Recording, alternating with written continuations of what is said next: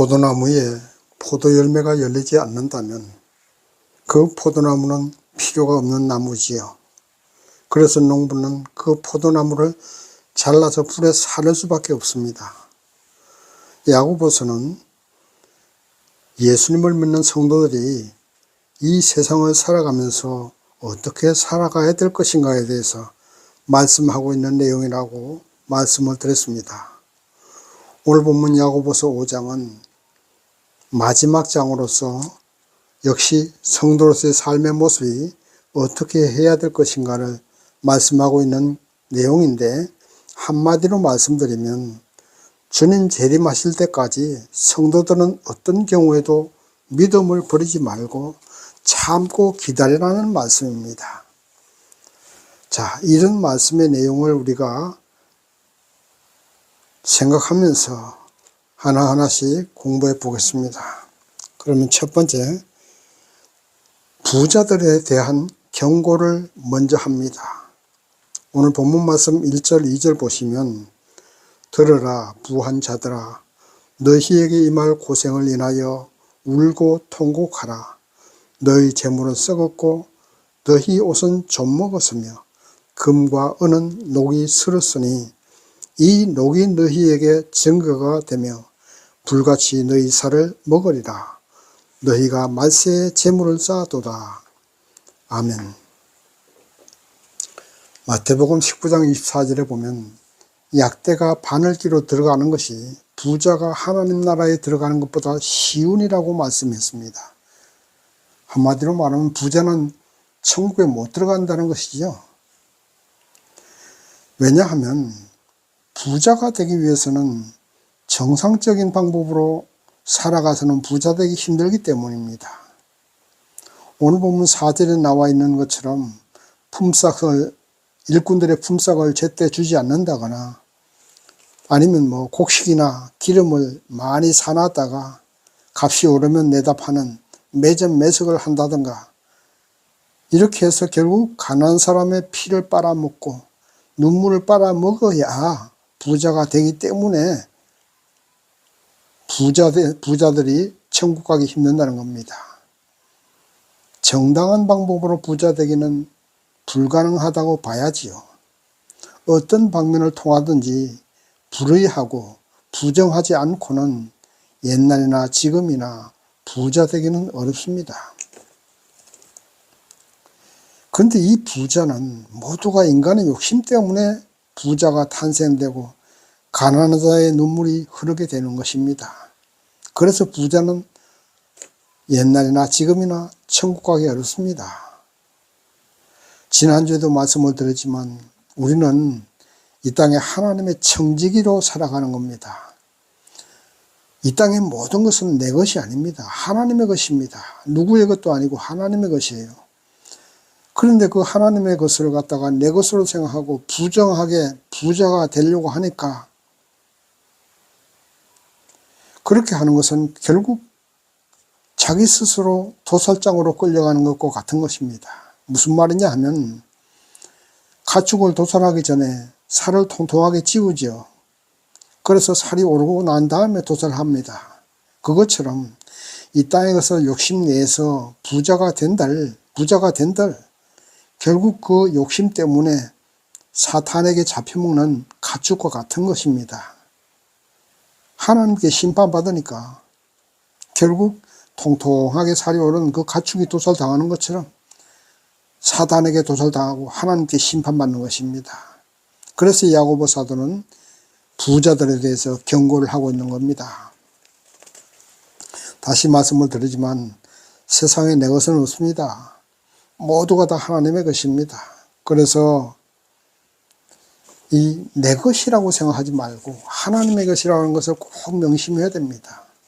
그것을 생각하지 못하면 자꾸 욕심을 내기 때문에 더 많은 돈을 벌고 싶어하고 더 높은 집이 앉고 싶어합니다.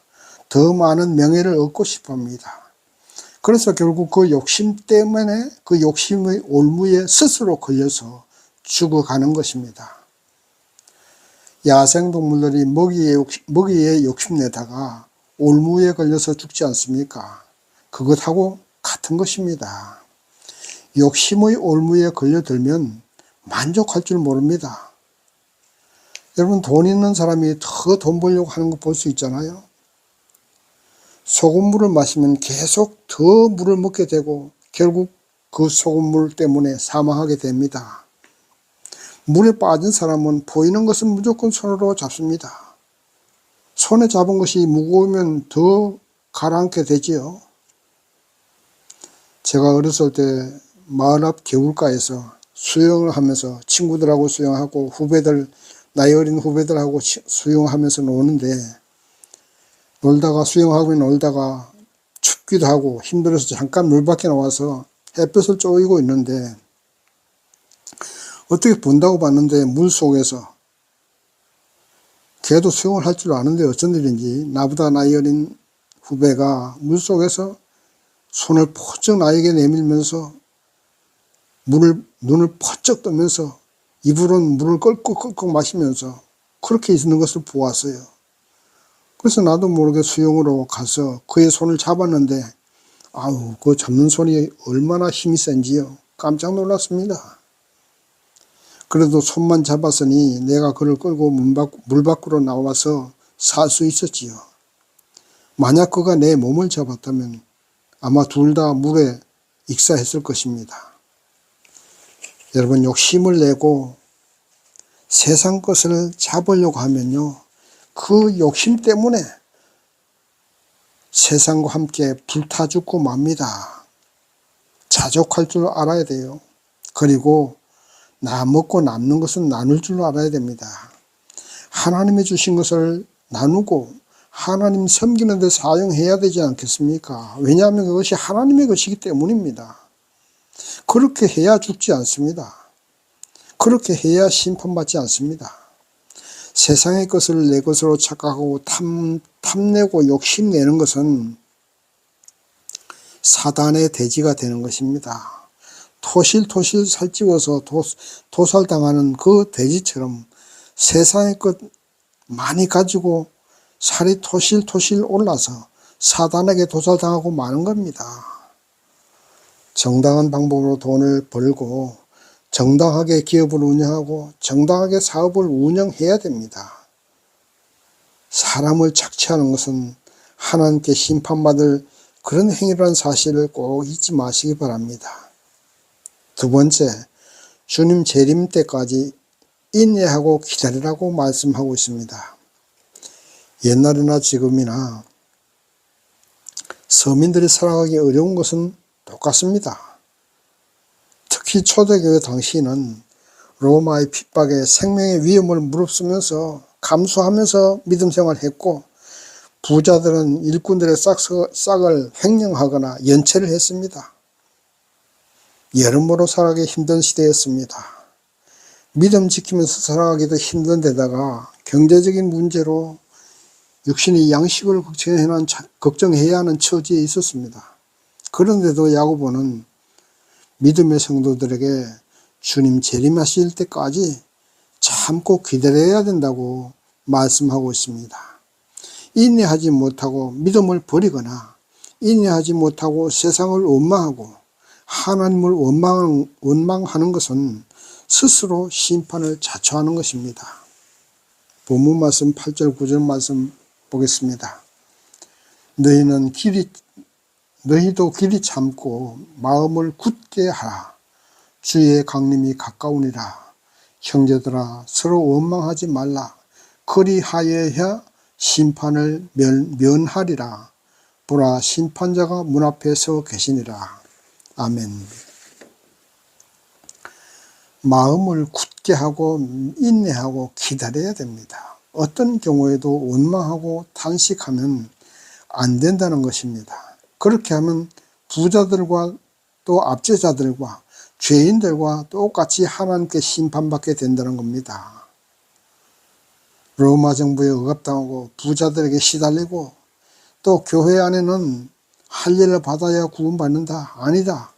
할례 받지 않아도 예수만 잘 믿으면 구원받는다.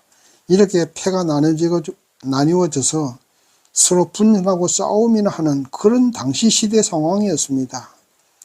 그러니 원망이나 탄식이 나올 만한 시대 아닙니까?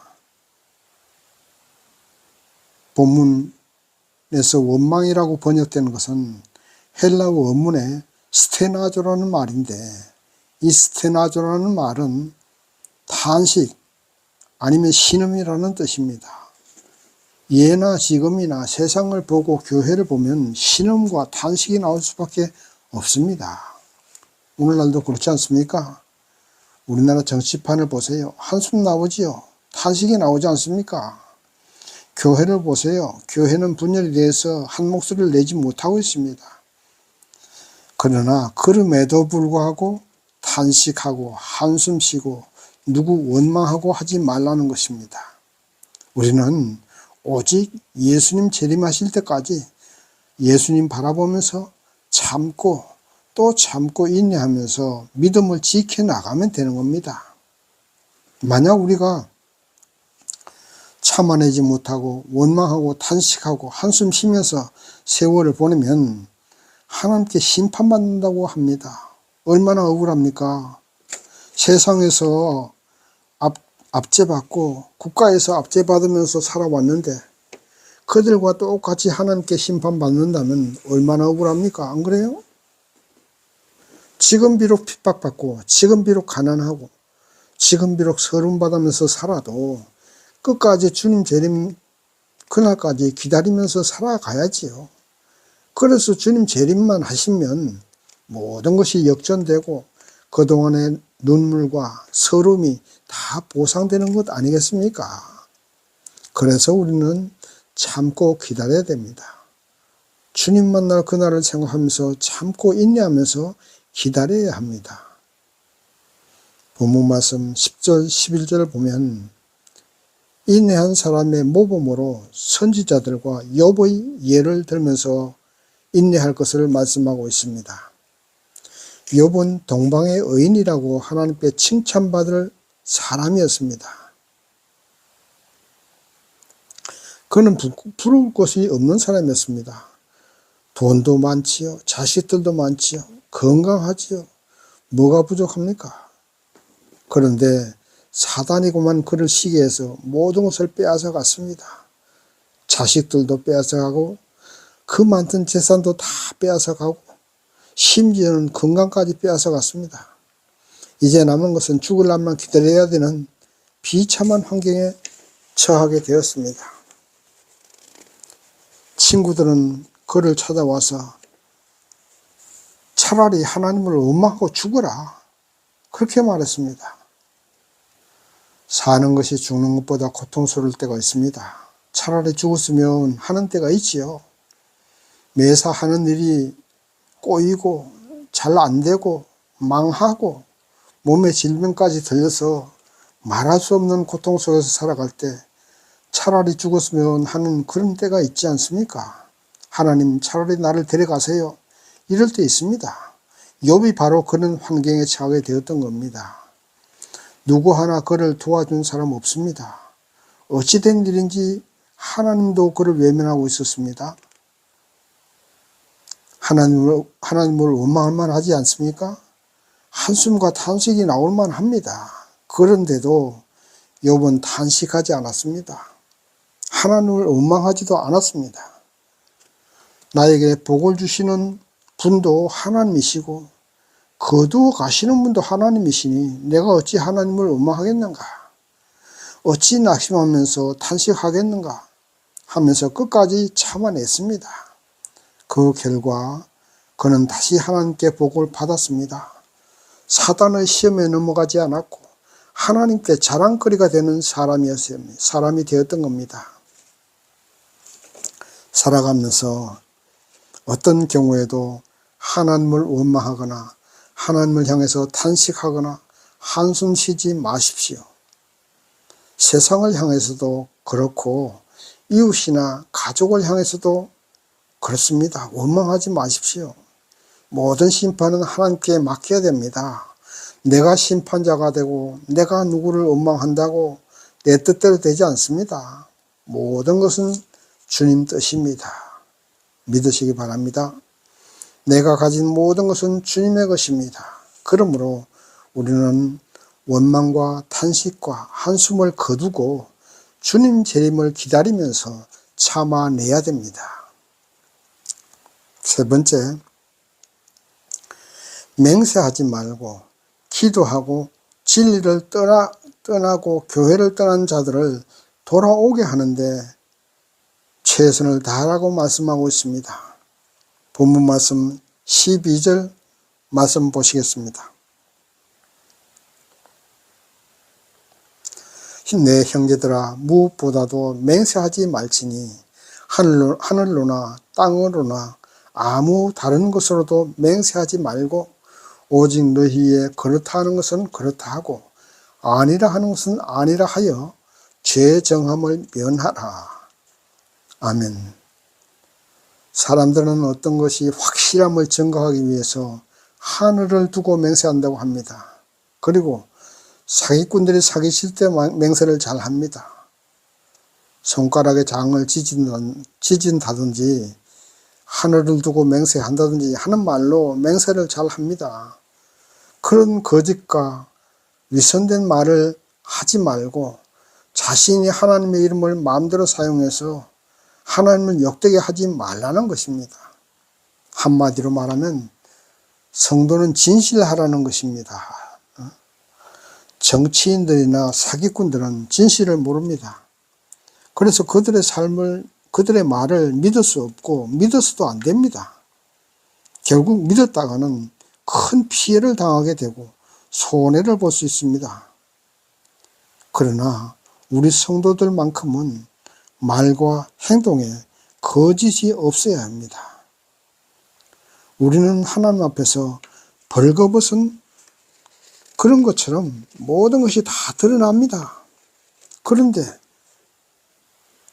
교회 안에서조차도 사기꾼들이 들어오고 이단 종파들이 들어와서 성도들에게 큰 피해를 주고 사기를 치고 교회를 파괴하기까지 합니다.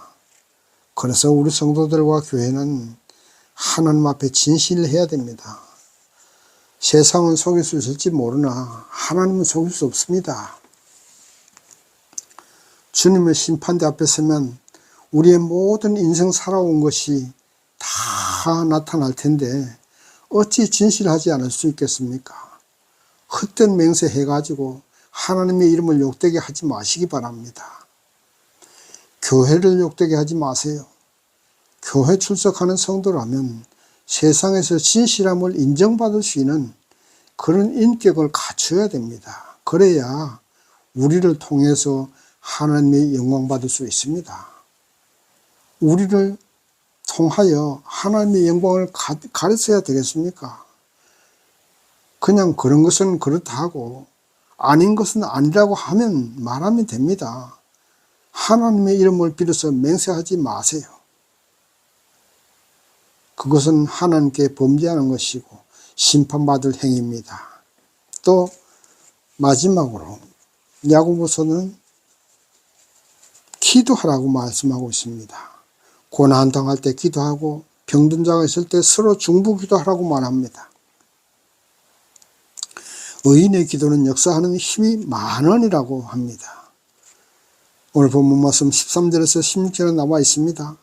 성도들이 가진 특권 가운데 하나가 바로 기도할 수 있다는 겁니다. 어떤 환경에 처하든지 기도할 수 있는 특권이 성도들에게 있는 겁니다. 하나님을 믿는 성도들은 언제 어디서나 예수님의 이름으로 기도할 수 있기 때문에 낙심하거나 원망해서도 안 된다는 겁니다. 포기해서도 안 된다는 것입니다. 예수님의 이름으로 하는 기도는 예수님께서 일하게 하시는 능력이 있어서 병자가 치유받게 하고 또 문제가 해결되게 됩니다. 왜냐하면 우리 주 예수님은 우리가 기도하는 그 기도를 들으시고 일하시기 때문입니다. 그래서 기도의 능력을 무시하지 마세요. 기도의 힘은 핵폭탄보다도 강합니다. 기도는 세상을 변화시키고 꿈을 이루어주고 병든 자가 치유받게 하는 능력이 있습니다. 기도는 하나님께서 우리의 기도를 들으시고 새로운 창조를 하시게 하는 겁니다. 엘리야가 기도하자 3년 6개월 비가 오지 않았고 다시 기도하자 비가 왔습니다. 그러니까 하늘의 비도 기도로서 오게 할 수 있는 겁니다. 기도하니까 이런 기적이 일어난 것 아닙니까? 여러분이 기적을 체험하려면 기도해야 됩니다. 기도 외에는 기적을 체험하지 못합니다. 여러분이 원하고 소망하는 바가 있으면, 그리고 또 그 소망하는 바가 정욕으로 쓰려고 욕심내는 것이 아니라면, 하나님의 이름을 영광되게 하기 위해서는 기도라면 기도하십시오. 분명히 기적이 일어납니다. 여러분의 꿈이 성취됩니다. 그리고 교인 중에 병자가 있으면 합심해서 중보기도 하십시오. 믿음의 기도는 기적이 일어나게 합니다. 예수님이 치료해 주십니다. 분명히 믿고 기도하십시오. 기도는 믿음을 고백하는 것입니다. 믿음으로 응답해 주실 것을 믿고 하는 신앙 고백입니다. 하나님은 바로 이런 기도에 응답해 주시는 겁니다. 본문에 나오는 엘리야 선지자 기도는 열왕기상 17장 18장에 나오는 이야기를 말합니다. 아합 왕과 이세벨이 통치하던 이스라엘 시대는 아합 왕의 부인 이세벨이 온 나라에 바알 신당을 세워놓고 바알 신을 섬기게 했습니다. 갈멜산 정상에서 바알 선지자들과 영적 전투를 하면서 믿음의 기도로 비를 오게 했습니다. 바알 선지자들은 하루 종일 기도해도 비가 오지 않았지요. 그렇지만 엘리야 선지자가 기도하니까 비가 왔지 않습니까? 하늘엔 비가 올 어떤 징조도 보이지 않았지만 엘리야는 하나님께 기도하여서 하나님이 비를 주실 것을 믿고 확신하면서 기도했습니다. 그 결과 엘리야의 믿음의 기도대로 비가 왔던 겁니다. 기도는 응답할지 안 할지를 의심하면서 하는 기도가 아닙니다. 그건 기도가 아니에요. 하나님이 분명히 응답해 주실 것을 믿는 믿음의 기도여야 됩니다. 세상 사람은 보지 못하고 듣지 못하는 것을 우리 성도님들은 믿음의 눈으로 보고 믿음의 귀를 가지고 들어야 됩니다. 믿음으로 응답해 주실 것을 바라보고 하나님의 음성을 들으면서 기도해야 됩니다. 그런 기도를 할 때 하나님은 역사하시고 응답해 주시는 겁니다. 병자도 치유받고 문제도 해결되는 것입니다. 결국 문제는 우리의 믿음입니다. 믿음으로 드리는 기도가 있으면 하나님은 분명히 응답한다는 사실을 믿으시고 우리 성도들의 가장 큰 무기이고 특권인 믿음의 기도를 통해서 엘리야처럼 승리해야 될 줄 믿습니다. 그리고 야고보는 진리를 떠난 교회를 떠난 사람들을 다시 불러들이기를 힘써야 된다고 말합니다. 죄의 길로 들어선 사람은 다시 돌아오게 하는 것은 죽은 사람을 다시 살리는 것과 같은 것이라고 오늘 본문 말씀 20절에서 말씀하고 있습니다. 교회 출석하다가 교회를 떠난 사람들이 너무 많습니다. 우리는 그들을 위해서 기도해야 되고 그들의 영혼이 죄의 길에서 돌아서서 다시 하나님께 다시 나올 수 있도록 힘을 써야 됩니다. 한번 떠난 사람이 다시 돌아오는 것은 정말로 어렵지만 그럼에도 우리는 주님 재림하시기 전까지 한 사람이라도 더 구원받을 수 있도록 하기 위해서 노력하고 전도해야 할 책임이 있음을 오늘 본문에서 말씀하고 있습니다. 이제 말씀을 정리합니다. 신앙이란 하나님의 존재를 인정하는 것이고 지금도 살아계시면서 세상을 운행하고 계시고 그 사실을 믿음으로 고백하는 것입니다. 세상에 내 것은 없습니다. 헛된 욕심으로 세상 것을 탐하다가 사단에게 도살당하는 돼지가 되지 마십시오. 믿음으로 하나님께 영광 돌리는 삶을 살아가야 됩니다. 헛된 맹세하면서 하나님 이름을 욕되게 하지 말고 세상 사람들이 보지 못하고 듣지 못하는 것을 우리는 믿음의 눈으로 보고 믿음의 귀로 들으면서 기도함으로 하나님의 살아계심을 세상에 증거하고 하나님의 능력을 세상에 보여줌으로써 모든 사람들이 하나님께 돌아오게 하는 믿음의 성도가 되시기를 주님의 이름으로 축원합니다. 아멘.